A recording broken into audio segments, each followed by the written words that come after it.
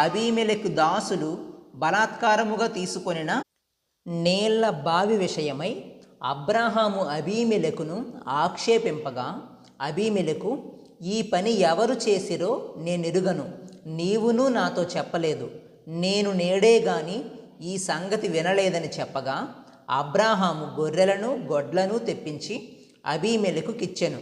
వారిద్దరూ ఇట్లు ఒక నిబంధన చేసుకొనిరి. తరువాత అబ్రాహాము తన గొర్రెల మందలో నుండి 7 పెంటి పిల్లలను వేరుగా నుంచెను గనుక అబీమెలెకు అబ్రాహాముతో, నీవు వేరుగా ఉంచిన ఈ 7 గొర్రె పిల్లలు ఎందుకని అడిగెను. అందుకతడు, నేనే ఈ బావిని త్రవ్వించినందుకు నాకు సాక్ష్యార్థముగా ఈ 7 గొర్రె పిల్లలను నీవు నా చేత పుచ్చుకొనవలెనని చెప్పెను. అక్కడ వారిద్దరూ అట్లు ప్రమాణము చేసుకొనినందున ఆ చోటు బెయేర్షెబా అనబడెను.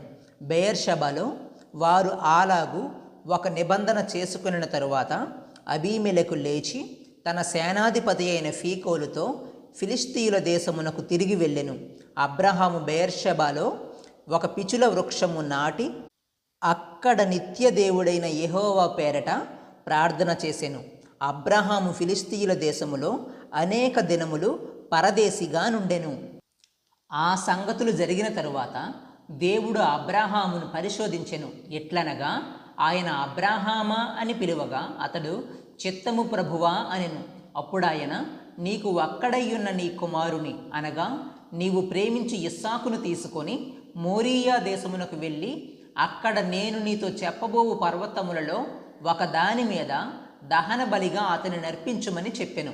తెల్లవారినప్పుడు అబ్రాహాము లేచి తన గాడిదకు గంత కట్టి తన పనివారిలో 2 తన కుమారుడు ఇస్సాకును వెంటబెట్టుకొని దహన బలి కొరకు కట్టెలు చీల్చి లేచి దేవుడు తనతో చెప్పిన చోటికి వెళ్ళెను.